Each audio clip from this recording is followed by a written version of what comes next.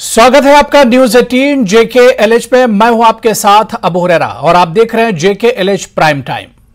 पंजाब में लगातार बढ़ती ड्रोन की घटनाओं ने BSF की चिंता बढ़ा दी है। यही वजह है कि सरहदी गांव में गश्त भी बढ़ा दी गई है।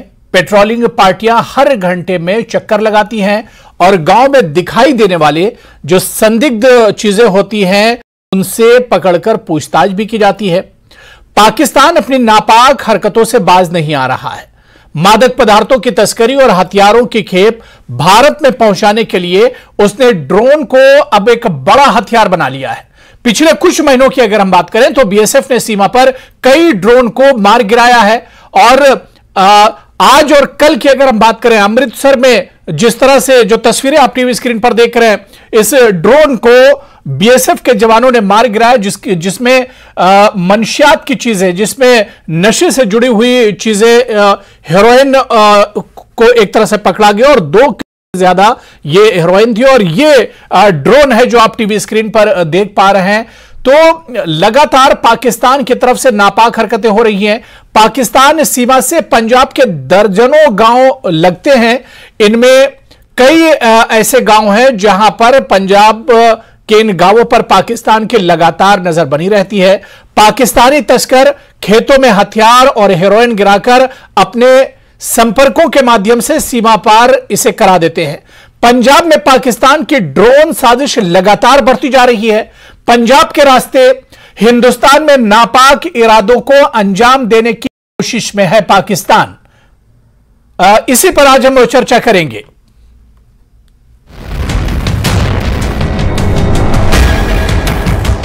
ड्रोन इंट्रूजन के 2 मिनट के अंदर ही ट्रूप्स ने SOPs फॉलो करते हुए उसको गिरा लिया।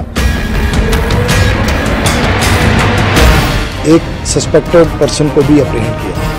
Recovered drone Chinese made DJI matrix quadcopter है। 2.5 kg का एक कंसाइनमेंट अटैच था जो कि सस्पेक्टेड हेरोइन है।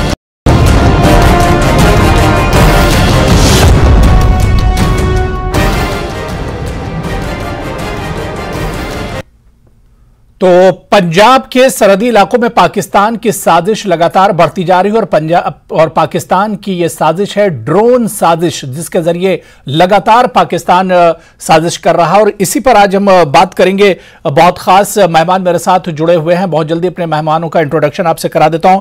मेरे साथ इकराम सिंह संधू हैं जो कि स्पोक्सपर्सन है कांग्रेस से, ब्रिगेडियर धीमान है, डिफेंस एक्सपर्ट हैं, अहबाब सिंह ग्रेवाल हैं जो कि स्पोक्सपर्सन है आम आदमी पार्टी, और बीजेपी स्पोक्सपर्सन जयबान सिंह भी हमारे साथ इस चर्चा में जुड़े हुए। सभी मेहमानों का बहुत स्वागत है JKLH न्यूज 18 प्राइम टाइम में।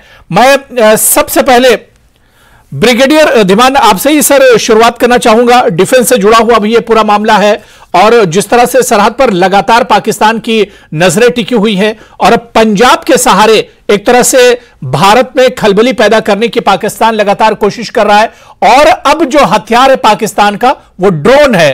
ब्रिगेडियर धीमान जी, किस तरह से इसे आप देखते हैं? लगातार पाकिस्तान, पंजाब में पाकिस्तान ड्रोन के जरिए साजिश को एक तरह से बढ़ावा दे रहा है।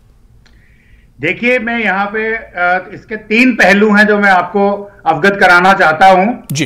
सबसे पहले तो हम सब बात करते हैं कि पाकिस्तान की माली हालत बहुत खराब है, ये प्रॉब्लम वो प्रॉब्लम, फिर वो इंसर्जेंसी को कैसे चला रहा है जी। तो मैं ये बताना चाहता हूं आपके दर्शकों को कि पाकिस्तान की जो इंसर्जेंसी का जो बजट है वो पाकिस्तान की गवर्नमेंट बजट में इंक्लूडेड नहीं है। ये बजट जो है ये चल रहा है सारा का सारा नारकोटिक्स की खेती पे, जो कि खैबर पख्तूनवा और अफगानिस्तान बॉर्डर पे होती है। यहां तक कि पाकिस्तान के मिनिस्टर्स ने पार्लियामेंट में खुद कहा है कि लोगों को इंकरेज करिए कि बहुत ज्यादा से ज्यादा पॉपीज या पोस्ट को ग्रो करें। और ये पहली बात तो ये है कि पाकिस्तान का जो रूट है वो through India, Bangladesh, south Asia and rest of the world, ये है नंबर 1। ये एक बुनियादी प्रिंसिपल तथ्य है जिसको कोई चेंज नहीं कर सकता और वो करते रहेंगे। तो वो क्या कर रहे हैं कि इंडियन गवर्नमेंट की, स्पेशली जब ये धारा 370 हटी है JNK से, तो JNK में शिकंजा टाइट हो गया है, तो उन्होंने अब रुख किया है पंजाब का। पंजाब में अनफॉर्चुनेटली क्या है कि जब से इंडिया की G20 मेंबरशिप आई है, प्रेसिडेंटशिप आई है, इंडिया दुनिया में एक बहुत बड़े तरीके से उभरा है, तो उनको नीचा करने के लिए बहुत सारे कंट्रीज जैसे इनिमिकल एलिमेंट्स है यूएस में, कनाडा में, यूके में, ऑस्ट्रेलिया में, वो खालिस्तान की फंडिंग कर रहे हैं ISI के इशारे पे उनके साथ मिल करके। तो वो दूसरी बात बनती है जिससे पाकिस्तान की बौखलाहट बढ़ती है। अब जैसे ही शिकंजा टाइट होता जा रहा है तो उनके पास ये ड्रोन का नया हथियार आया है। इससे क्या है कि 4 या 5 किलो का जो स्टफ है, चाहे वो नारकोटिक्स हैं, चाहे वो वेपन्स हैं, स्मॉल पिस्टल्स हैं, हथियार हैं, उनको वो गिरा सकते हैं। और तीसरा इस वक्त जो चल रहा है, अमृतपाल जो भागा फिर रहा है, उसकी सपोर्ट के लिए ये सब उन्होंने हथकंडे अपनाए हैं उसको और तेज करने के लिए। परंतु मैं आपको ये बताऊं कि अगर उनकी तरफ से ये हरकतें तेज हो रही हैं, एट द सेम टाइम हमारी जो बॉर्डर सिक्योरिटी फोर्स है या इंडिया की इंटेलिजेंस एजेंसीज हैं, चाहे पंजाब की CID है, वो लोग भी काफी एक्टिव है इस वक्त और इनको पकड़ रहे हैं। इसलिए आपके न्यूज पे आ रहा है और आप कह रहे हैं कि उनकी गतिविधियां बढ़ी हुई हैं और वो पकड़ी जा रही है काफी अच्छे तरीके से। और इसके लिए मैं आपको ये बताना चाहता हूं, बल्कि सारे देशवासियों को बताना चाहता हूं या पंजाब के वासियों को बताना चाहता हूं, J&K वालों को, कि इसमें डरने की जरूरत नहीं है। BSF और आर्मी को इस वक्त काफी इक्विप कर दिया गया है SOPs के साथ। एक्टिव और नॉन एक्टिव मेथड्स यूज किए जा रहे हैं ड्रोन्स को गिराने के। ऑब्जर्वेशन बनाई जा रही है सब जगह पे और BSF को स्पेशल हथियार खरीद के दिए गए हैं जो केवल ड्रोन को गिराने के काम आते हैं। तो ये एक छोटा सा समझ लीजिए एक अपस्विंग है जो टेम्पररी है और जल्दी ही जो हमारी सिक्योरिटी फोर्सेस है, इंटेलिजेंस फोर्सेस हैं, वो इस सब को कंटेन कर लेंगी और पाकिस्तान का ये नापाक जो एक तरीका है। बिल्कुल ब्रिगेडियर धीमान जी, बड़ी अच्छी बात आपने कही कि BSF हो या हमारी दूसरी जो इंटेलिजेंस एजेंसियां हैं वो कहीं ना कहीं एक तरह से मुस्तैद हैं, जिसकी वजह से लगातार पाकिस्तान की जो नापाक साजिशें हैं उन्हें एक तरह से नाकाम बनाया जा रहा है। और अमृतसर में जिस तरह से ड्रोन को मार गिराया, ये एक बड़ी कामयाबी BSF की कही जाएगी। या इससे पहले कई महीनों से लगातार आप देखिए कई सौ वारदातें इस तरह की ड्रोन के जरिए पाकिस्तान कर चुका है, लेकिन BSF और हमारी जो एजेंसियां हैं वो रडार के जरिए कहीं ना कहीं पाकिस्तान की साजिशों को नाकाम बना रही हैं। मैं अहबाब सिंह ग्रेवाल जी आपके पास आना चाहूंगा। सर, पंजाब की खास तौर से बात करते हैं। पंजाब के लिए बड़े मुश्किल दौर से पंजाब एक तरह से गुजर रहा है। एक तरफ अमृतपाल और खालिस्तानी इशू जुड़ा हुआ है, दूसरी तरफ आप देखिए कि पाकिस्तान की लगातार नजर पंजाब पर बनी हुई है। ड्रोन के जरिए यहां पर साजिश करने की कोशिश कर रहा है पाकिस्तान। अबू भाई, ब्रिगेडियर साहब ने बहुत अच्छे से बता दिया कि फिजिकल एस्पेक्ट्स क्या हैं और आर्मी और हमारी एजेंसीज और पुलिस फोर्सेस पूरी तरह से लैस हैं इनका सामना करने के लिए। अब यहाँ पे एक और एंगल है जी, ये पॉलिटिकल एंगल है। एक शब्द कोई कॉमेडियन इस्तेमाल करता है, नफरती चिंटू। हमारे यहाँ हर धर्म में ऐसे आपको मिल जाएंगे जो कोई तो हिंदू राष्ट्र बना रहा होता है, कोई गजवा हिंद कर रहा होता है, कोई खालिस्तान कर रहा होता है और उनको सपोर्ट मिलती है। इसी वजह से अगर ये एक माहौल देश में ऐसा बना है तो उन्होंने कहा कि हम भी कोशिश करके देख लेते हैं। अब ये आउट एंड आउट पता लग रहा है कि एक कोशिश की गई है। अब बात सोचने की ये है कि एक कोशिश की गई, हमें पता लग गया एक और ऑपरेशन है। पाकिस्तान तो कोशिश करेगा और जो ये आप कश्मीर में बैठे हैं उनके लिए अगर कश्मीर में 300-400 ज्यादा से ज्यादा टेररिस्ट होंगे तो उनमें से 30 से ज्यादा कश्मीरी नहीं होंगे। उनके लिए 5-6 लाख से के लिए में पड़ता है एक आदमी। वो एक वॉर ऑफ अट्रिशन लड़ रहे हैं, वो हमारी फौज खत्म कर लेगी। पंजाब की जनता ने ये सोच लिया था कि ये जहर हम खत्म करेंगे और हमने ये जहर खत्म कर दिया सर। हम ये जहर नहीं फैलने देंगे। और इसी तरह से अगर लोग फैसला करने, और मान साहब बार बार ये क्या कह रहे हैं कि मुझे बहुत फक्र हुआ। 11 दिन हो गए अमृतपाल को तो पंजाब की पुलिस नहीं ढूंढ पाई है। किस तरह का दावा आप कर रहे हैं? मैं बिल्कुल बताता हूं। अमृतपाल का नेटवर्क गया, एक ऑनगोइंग ऑपरेशन है, पता तो लगे सर। 2.5 लाख रुपया सिक्योरिटी गार्ड्स को तनख्वाह जारी थी, 5-5 करोड़ रुपया बैंक अकाउंट में आ रहा था, पता तो लगे। ये अपनी देश की सिक्योरिटी एजेंसी पे इतना भरोसा तो रखिए ना सर, इतना भरोसा तो रखिए। वो कोई ये तो है नहीं कि वो बच्चे हैं, वो देख रहे हैं, उन्हें पता है। नहीं, ठीक है, ठीक है अहबाब जी, आप बिल्कुल जिस तरह से कह रहे हैं कि पकड़ा जाएगा और पुलिस भी काम कर रही, प्रशासन काम कर रहा है, सरकार काम कर रही है, लेकिन कितना बड़ा आतंकवादी है जो राष्ट्र के विरोध में बिल्कुल एक तरह से खड़ा हो, खालिस्तानी पूरा एक इशू वो चला रहा है, पूरा प्रोपेगेंडा वो चला रहा है। 11 दिन से इतना बड़ा जो मुल्जिम फरार है, किस तरह से आप कह रहे हैं कि सरकार की कामयाबी और प्रशासन की कामयाबी? मैं बताता हूँ आपको। देखिए, सबसे पहले किसान आंदोलन में 26 जनवरी को हमारे निशान साहब को खालिस्तान का झंडा बनाया गया। खालिस्तान का झंडा वो नहीं है, वो झंडा है जिसके तले गुरु साहिबान ने शहादतें दी इस देश में सेकुलरिज्म रखने के लिए।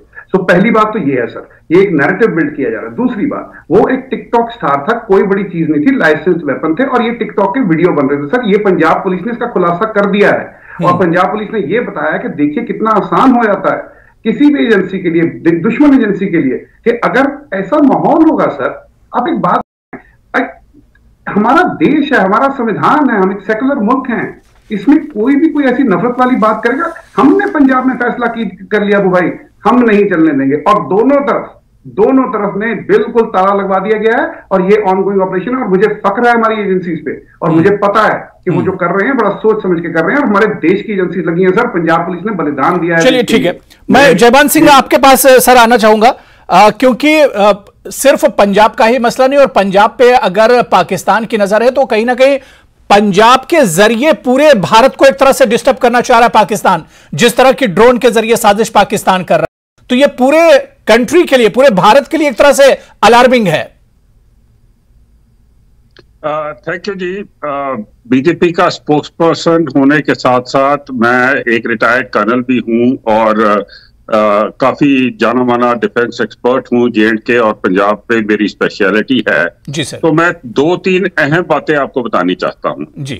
पहली बात यह है कि जो पाकिस्तान की जो पॉलिसी है वो नार्को डॉलर्स को इसलिए नहीं कमाता है कि उसने अपनी कंट्री को तेज करना है, वो नार्को डॉलर्स को इंडिया में डिस्टेबलाइजेशन को फैलाने के लिए इस्तेमाल करता है, इंडिया में इंसर्जेंसी टेररिज्म को फैलाने के लिए करता है।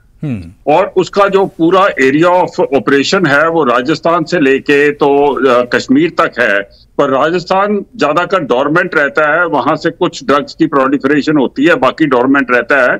सारी जो आग लगी हुई है वो पंजाब में और J&K में ऑल्टरनेटिवली लगती है। बहुत सारे तरीके हैं पाकिस्तान के पास अपने पहले ड्रग भेजने के लिए और उसी रूट से वो वेपन्स भी भेजता है। कई बार वो टेररिस्ट को इन्फिल्ट्रेट करता है, वो ड्रग्स भी लेके आते हैं, वेपन्स भी लेके आते हैं, अपने लिए भी वेपन्स लेके आते हैं और लोकल्स के लिए भी वेपन्स लेके आते हैं। पर जैसा कि ब्रिगेडियर साहब ने कहा, वो उसकी रूट जो है पंजाब कश्मीर की वो बंद हो गई है। जब से उसकी रूट वहां बंद हुई है उन्होंने ये ड्रोन्स का रास्ता पकड़ा है। ड्रोन्स पहले छोटे ड्रोन्स होते थे और उनके साथ सिर्फ ये ड्रग्स को लेके आते थे, क्योंकि ये गोल्डन क्रिसेंट है, आपको पता ही है, अफगानिस्तान से ड्रग पाकिस्तान आते हैं, वहां से ठीक होते हैं और पंजाब आते हैं, कुछ पंजाब में रह जाते हैं, बाकी जो है वो देश विदेशों में डिस्ट्रीब्यूट होते हैं। ये है गोल्डन ट्रायंगल और दूसरा वाला है गोल्डन क्रिसेंट जी। तो वो इन्होंने देखा कि ये एक ऐसी चीज है जिससे फायदा हो सकता है और वेरी अनफॉर्चुनेटली चाइना ने इनको मदद बेटर ड्रोन्स देने के लिए। अभी जो ड्रोन्स है वो पहले ड्रोन से ज्यादा सोफिस्टिकेटेड है और बड़े हो गए हैं। ये सब चीजें देख के गवर्नमेंट ऑफ इंडिया ने यूनिवर्सली पूरे बॉर्डर के ऊपर जो दायरा है BSF का उसको 50 किलोमीटर कर दिया था, जिससे कि काफी फायदा हो गया है। पंजाब में भी फायदा हुआ है, दूसरी स्टेट्स गुजरात तक हर जगह 50 किलोमीटर का एक दायरा है, क्योंकि अगर आप एक दायरा से बिल्कुल हमारे जवान जो है BSF के जवान हो, आर्मी के जवान हो, लगातार वो एक तरह से बॉर्डर पर लगे हुए और उन्हीं की वजह से आप देखिए अमृतसर में किस तरह से एक ड्रोन को मार गिराया BSF ने और जो नारकोटिक्स का सामान था उसे एक तरह से पकड़ा गया। सर, आप साल दर साल आप देखिए और पिछले कई महीनों से देखिए लगातार पाकिस्तान की तरफ से इस तरह की नापाक कोशिश हो रही। साल 2022 में सर जो डेटा है वो बताता है कि 200-250 से ज्यादा अटेम्प्ट पाकिस्तान की तरफ से किए गए हैं। इस पर किस तरह से लगाम कैसे लगाया जाए सर? कमी कहां पर रह जाती है? जी, बहुत अच्छा सवाल है आपका। इस पे लगाम लगानी बहुत मुश्किल है। विजिलेंसी एक तरीका है और टेक्नोलॉजी दूसरा तरीका है। टेक्नोलॉजी हमारे पास है। आप ये समझिए कि बहुत सारे ड्रोन्स जो हैं वो आने की कोशिश करते हैं। 80% ड्रोन्स तो उनके पास एक सिस्टम है कि अगर उनको लगता है कि ये ड्रोन कर सकेगा वो ड्रोन को वापस मोड़ देते हैं। सो बहुत सारे ड्रोन्स जो हैं वो वापस मोड़ रहे हैं। कुछ ड्रोन जो अंदर आ जाते हैं वो उनको गिराया जा रहा है जी। पर उनका इतना मतलब एक भी उनकी कंसाइनमेंट आ जाए तो वो कंसाइनमेंट इतने लाखों रुपए की होती है कि अगर 10-15 कंसाइनमेंट जो है वो बर्बाद भी हो जाए उनको कोई प्रॉब्लम नहीं होती है एक कंसाइनमेंट को भेजने के लिए। बिल्कुल। यानी वो बिल्कुल, यानी बार बार एक तरह से वो कोशिश करते हैं कि उनकी कोशिश किसी तरह से कामयाब हो जाए, लेकिन अक्सर उनकी कोशिशें एक तरह से नाकाम होती है। मैं, क्योंकि मुझे ब्रेक पर जाना है, इकराम सिंह संधू जी को भी चर्चा में जोड़ लेता हूं। इकराम सिंह संधू जी, जिस तरह से यहां पर अहबाब सिंह ग्रेवाल जी ने पंजाब सरकार लगातार काम कर रही है, बॉर्डर में बीएसएफ हमारी जो फौजी जवान है वो लगातार काम कर रहे हैं, प्रशासन काम कर रहा है, क्या आपको लगता है कि कमी कहां पर रह जाती है? क्योंकि 200 से ज्यादा अटेम्प्ट 2022 में हुए और जनवरी से लेकर मार्च तक आप देख लीजिए कि कई बार इस तरह के अटेम्प्ट पाकिस्तान की तरफ से हो चुके हैं, इस तरह की कोशिशें हो चुकी हैं, तो सर कमी कहीं ना कहीं तो होगी। नमस्कार अबू जी, मेरे सह पैनलिस्ट और आपके सारे श्रोतागण को। देखिए, दो चीजें हैं इसके अंदर जो आपने रेस की हैं। एक है अमृतपाल का इशू, उसके अंदर हमारी खींचतान चलती रहेगी, बीजेपी के साथ भी, आपके साथ भी। बहुत गलतियां हुई, सेंट्रल एजेंसीज ने भी की, स्टेट ने भी की, और एक छोटी प्रॉब्लम को एक बहुत बड़ा रूप दे दिया, वो अलग बात है। बट जहां तक ये ड्रोन की प्रॉब्लम है जिसके थ्रू नारकोटिक्स और आर्म्स पंजाब में आ रहे हैं, इसके अंदर कोई पार्टीबाजी नहीं। इसके अंदर मैं एज अ कांग्रेस स्पोक्समैन कुछ नहीं कहूंगा, कुछ गलत नहीं कहूंगा। हमारी बीएसएफ को 50 किलोमीटर का दायरा दिया गया। जब दिया गया तब हमने इसके अगेंस्ट हम गए थे कि ये गलत बात है कि आपको उनका जो दायरा था 5 से 7 किलोमीटर, 20 किलोमीटर तक वहीं रखना चाहिए। बट एक बार ये डिसीजन दे दी गई है तो ये देखिए, पाकिस्तान की तो हमेशा फिलॉसफी ये रही है, वो कंट्री, हर कंट्री की फाउंडेशन एक चीज पे बनी होती है। पाकिस्तान की फाउंडेशन बनी ही इस चीज पे है कि उसने हिंदुस्तान को नुकसान पहुंचाना है। और उनके प्राइम मिनिस्टर्स ने ये चीज ओपनली कही है कि we have to give India 1000 cuts, और हम उनके साथ 1000 साल की लड़ाई भी लड़ने के लिए तैयार हैं। सो उनका दो इसके अंदर चीजें हैं। एक जो आपने बैंक्रप्सी की पहली बात की, और नारकोटिक्स एक सिल्वर लाइनिंग है जिसके थ्रू पाकिस्तानी आर्मी और आईएसआई अपने जो ऑपरेशंस है उसे रन कर सकती, क्योंकि otherwise it's a bankrupt country. So Afghanistan के थ्रू, और उनकी भी किस्मत अच्छी है कि एक टाइम तक जब तक अमेरिका की प्रेजेंस थी अफगानिस्तान के अंदर, थोड़ा सा कंट्रोल था। अब जब से तालिबान वापस पावर में आ गया, 1.5 साल हो गया है, तो उनके लिए वो सारे ड्रग रूट्स ओपन हो गए हैं। और बात बिल्कुल सिंपल है, जो चीज वहां किलो में मिलती है वो बाहर ग्रामों में बिकती है। तो बिल्कुल जाहिर सी बात है, बहुत सेंसिटिव इशू है और पूरे मुल्क का मामला इससे एक तरह से जुड़ा हुआ है, तो इस पर सियासत तो नहीं होनी चाहिए। बड़ी अच्छी बात इकराम सिंह संधू जी आपने कही कि सियासत से उठकर इस इशू पर बातचीत करनी चाहिए। इस पर आगे और बातचीत करेंगे ब्रिगेडियर धमान जी से, और जितने पहले हमारे साथ जुड़े हुए हैं सबसे इस पर और भी हम चर्चा करेंगे। बहुत छोटे से ब्रेक पर हमें जाना है, फौरन हाजिर होते हैं।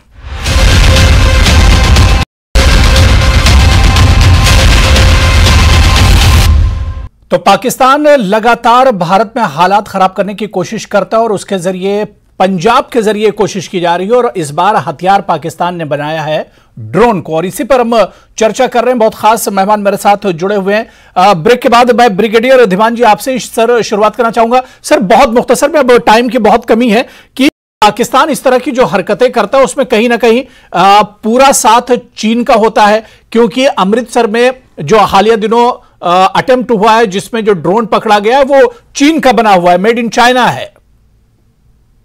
देखिए, चीन तो डेफिनेटली पाकिस्तान की मदद करेगा, परंतु मैं आपके उस सवाल पे आता हूं जहां आपने बोला था कि अगर हम 80% ड्रोन को या 90% को न्यूट्रलाइज करते हैं तो ये 10% या 20% जो आ जाते हैं इनका क्या किया जाए। तो मैंने पहले ही बताया कि इसके लिए स्पेशलाइज्ड ऑब्जर्वेशन पोस्ट एस्टैब्लिश की जा रही हैं, स्पेशलाइज्ड वेपन्स दिए जा रहे हैं। परंतु ये जो 10% या 20% अभी निकल रहा है, और ये जो बीएसएफ का दायरा 50 किलोमीटर किया है, तो ये एक किसी स्पेसिफिक पर्पस के लिए किया गया है। वो इसलिए किया गया है कि ड्रोन से जो भी सामान आता है वो आईएसआई के handlers, overground workers, underground workers, या कोई देशद्रोही या कोई पैसे के लालच में जो लोग काम करते हैं उनकी वजह से ड्रोन्स आते हैं।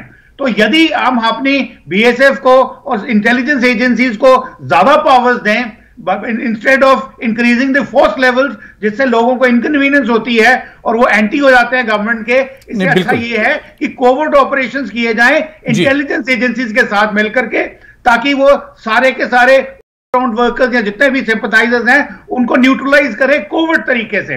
इसलिए ये 50 किलोमीटर एरिया किया गया है, क्योंकि अगर लोकल पुलिस होती है, वो लोकल्स होते हैं, तो वहां पे लोकल्स की सांठगांठ की जो करप्शन की जो चांसेस है वो ज्यादा हैं।